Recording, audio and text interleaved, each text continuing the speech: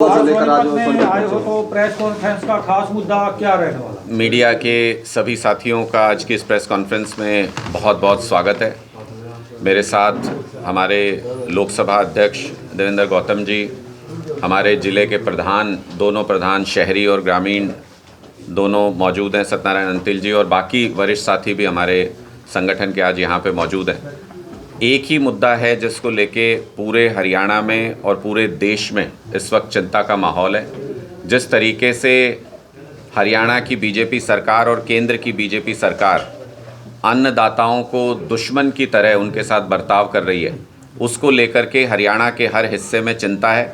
लोगों के मन में इस बात को लेके दुख है, व्यथा है कि हमारे जो किसान साथी हैं उनके ऊपर पैलेट गन से हमला किया जा रहा है, रबड़ बुलेट चलाई जा रही हैं, एक्सपायर्ड डेट के आंसू गैस के गोले छोड़े जा रहे हैं उनके ऊपर, और हर वो तरीका इस्तेमाल किया जा रहा है जो दुश्मनों के साथ इस्तेमाल किया जाता है, वो हमारे किसानों के साथ इस्तेमाल किया जा रहा है। इसको लेकर के हरियाणा में भी लगभग हर हिस्से में या तो कार्यकर्ताओं से मेरी बात होती है या मैं 2-3 दिन से जो घूम रहा हूँ हरियाणा में, ज़बरदस्त गुस्सा हरियाणा के अंदर भी इस बात को लेके पनप रहा है कि किसानों के साथ जो व्यवहार किया जा रहा है वो अमानवीय व्यवहार है।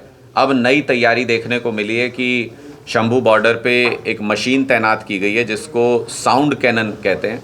160 डीबी की साउंड वो प्रोड्यूस करती है जो कि इंसानों के कान के लिए ख़तरनाक है, बहरापन आ सकता है जिससे। उस मशीन को हमारे किसानों के खिलाफ इस्तेमाल करने की तैयारी हो रही है। चाइना बॉर्डर पे भी जिस मशीन को इस्तेमाल नहीं करते, उस मशीन को हरियाणा और पंजाब के बॉर्डर पे इस्तेमाल करने की तैयारी हो रही है, जो कि बहुत ही चिंताजनक है। और किसानों की मांग क्या है, मैं स्पष्ट तौर पे आपको ये बताना चाहूँ। आपने पिछले कई दिनों में भारतीय जनता पार्टी के अलग अलग नेताओं के, हमारे हरियाणा के मुख्यमंत्री के, केंद्र स्तर के नेताओं के कई ऐसे बयान सुने होंगे कि किसान दिल्ली की तरफ आना चाहते हैं, इसलिए हम उनको रोक रहे हैं। किसानों का संवैधानिक अधिकार है कि अगर वो दिल्ली में आके धरना प्रदर्शन करना चाहते हैं शांतिपूर्ण तरीके से, तो उनको वो अधिकार मिलना चाहिए। हमारे संविधान के आर्टिकल 19(1)(b) में लिखा है कि शांतिपूर्ण तरीके से कहीं पर भी अगर कोई प्रदर्शन करना चाहता है तो उसको संवैधानिक अधिकार है। रामलीला मैदान में आज तक कितने आंदोलन हुए, कितने अनशन हुए। जिस अनशन से, जिस आंदोलन से आम आदमी पार्टी निकली, अन्ना आंदोलन, वो भी रामलीला मैदान में चला था और इतने दिनों तक चला था और लाखों लोग उसमें पहुंचते थे, तो क्या दिक्कत थी। उसके बाद ओपीएस कर्मचारियों की एक बड़ी रैली अभी कुछ दिन पहले वहां पे हुई थी, तो क्या दिक्कत है। अलग अलग वर्ग के, समाज के अलग अलग हिस्सों के बहुत सारे लोग समय समय पर रामलीला मैदान में अपने आंदोलन और रैलियां करते रहे हैं, उसमें किसी को कभी कोई दिक्कत नहीं हुई। लेकिन आज अचानक से जब किसानों ने रामलीला मैदान मांगा कि उनको वहाँ प्रदर्शन करना है, उनको वो अनुमति नहीं दी गई। और जब वो शांतिपूर्ण तरीके से दिल्ली की तरफ बढ़ रहे थे, कोई किसानों की कॉल नहीं थी कि वो हरियाणा में कोई रास्ता जाम करेंगे, हरियाणा में किसी तरह का कोई प्रदर्शन करेंगे। वो सिर्फ देश का नागरिक होने के नाते इस रास्ते का इस्तेमाल करके दिल्ली की तरफ जा रहे थे। हमारे संविधान के आर्टिकल 19(1)(d) में लिखा है कि पूरे देश में स्वतंत्र तरीके से कोई भी नागरिक कहीं भी आवाजाही कर सकता है, ये संवैधानिक अधिकार है। तो ये दूसरा मौलिक अधिकार जिसका हनन भारतीय जनता पार्टी की सरकार ने किया और हरियाणा से उनकी आवाजाही को बाधित किया।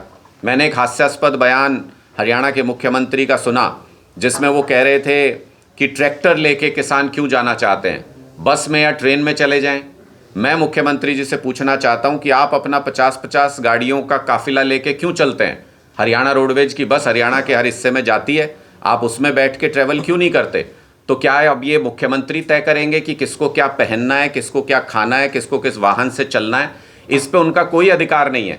स्वतंत्र है कोई भी व्यक्ति कि वो क्या पहनना चाहता है, कहाँ आना जाना चाहता है, किस वाहन से चलना चाहता है। किसान स्कूटर से जाएं, साइकिल से जाएं, पैदल जाएं, ट्रैक्टर से जाएं, इससे उनका कोई लेना देना नहीं। और दोगली बातें भारतीय जनता पार्टी किस तरह से करती है, उसका एक उदाहरण ये भी है कि तमिलनाडु से जो किसान ट्रेन में बैठ के आ रहे थे, इन्हीं के हिसाब से मान लिया जाए अगर, तो ट्रेन में बैठ के जो किसान आ रहे थे उनको मध्य प्रदेश में भारतीय जनता पार्टी की पुलिस के द्वारा ही सोते हुए ट्रेन में से घसीट करके निकाला गया और उनको वहाँ जेलों में बंद कर दिया गया। यानी ये सब बहानेबाजी है। इनकी नीयत किसानों के खिलाफ है, इनकी नीयत किसानों को एमएसपी गारंटी कानून देने की नहीं है। इसलिए इनके ऊपर ज़्यादतियाँ की जा रही हैं। इसलिए एक बार फिर से वो दौर शुरू हो गया जिसमें किसानों को बदनाम करने का सिलसिला चल रहा है। अलग अलग तरीके से अफवाहें उनके खिलाफ उड़ाई जा रही हैं। क्या मांग रहे हैं किसान, इस पर एक बार हमें सोचना चाहिए। किसान वही एमएसपी गारंटी कानून मांग रहे हैं जो मोदी जी केंद्र की सत्ता में आने से पहले खुद मांगा करते थे, जो मोदी जी ने बाकायदा एक रिपोर्ट बना के उस वक्त के प्रधानमंत्री मनमोहन सिंह जी को दी थी कि ये लागू होना चाहिए, स्वामीनाथन कमेटी की रिपोर्ट लागू होनी चाहिए, C2+50% का फॉर्मूला लागू होना चाहिए, ये उनका कहना है। और क्यों मांग रहे हैं किसान C2+50 का फॉर्मूला, इसको भी हमें समझना चाहिए कि जब तक ये मुद्दा समझ में नहीं आएगा तब तक अफवाहों का बाजार गर्म रहेगा। C2+50 फॉर्मूले के हिसाब से अगर आज के दिन में देखें तो गेहूं का प्रति क्विंटल दाम जो किसान को मिलना चाहिए वो 3150 रुपये बनता है, लेकिन आज के दिन में किसानों को गेहूं का क्या मिलता है, या तो 2100 रुपये मिलता है या 2125 2150 रुपये तक मिलता है मैक्सिमम। तो इसका मतलब 1000 रुपये प्रति क्विंटल किसान को ना देना पड़े, सिर्फ इसके लिए भारतीय जनता पार्टी किसानों के ऊपर अत्याचार कर रही है। सुनियोजित तरीके से साजिश करके उनके आंदोलन को ख़त्म करना चाहती है। ये एक साजिश है। अगर आप पिछले 10 साल का रिकॉर्ड देखें तो मोदी जी अपने बिजनेसमैन दोस्तों का करीब करीब 13-14 लाख करोड़ रुपया माफ़ कर चुके हैं पिछले 10 सालों के दौरान। लेकिन किसानों का अगर 26 करोड़ किसानों का पूरे देश में मिला लिया जाए तो मैक्सिमम जो कर्जा है वो 4 लाख करोड़ का है। वो कर्जा माफ़ नहीं कर सकते किसान का, लेकिन 14 लाख करोड़ रुपए 13 लाख करोड़ रुपए अपने बिजनेसमैन दोस्तों का माफ़ कर सकते हैं। ये दोहरा चरित्र है भारतीय जनता पार्टी का, जो अब देश के सामने स्पष्ट हो गया है। देश इसको देख रहा है। और एक तरफ जहां भारतीय जनता पार्टी सरकार कहती है कि बातचीत के जरिए समस्या का समाधान होना चाहिए, जहां एक तरफ बातचीत की नौटंकी चल रही है केंद्र सरकार के द्वारा, वहीं पर दूसरी तरफ आप कैनन चला रहे हैं, आंसू गैस के गोले छोड़ रहे हैं, पैलेट गन्स का इस्तेमाल कर रहे हैं किसानों के ऊपर।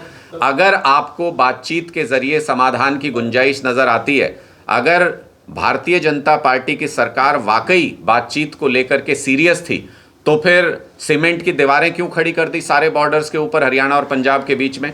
इसका मतलब भारतीय जनता पार्टी को पहले से पता है कि वो किसानों की कोई मांग नहीं मानेंगे, किसानों के साथ बातचीत विफल होगी। ये भारतीय जनता पार्टी पहले से जानती है, इसलिए उन्होंने पहले ही सीमेंटेड दीवारें हरियाणा और पंजाब के बॉर्डर पे खड़ी कर दी। ये संविधान का उल्लंघन है, ये तानाशाही की तरफ बढ़ते हुए कदम है भारतीय जनता पार्टी के। पूरे देश के लोग इसको बहुत क्लोजली वॉच कर रहे हैं। इसका माकूल जवाब भारतीय जनता पार्टी को आने वाले दिनों में मिलेगा।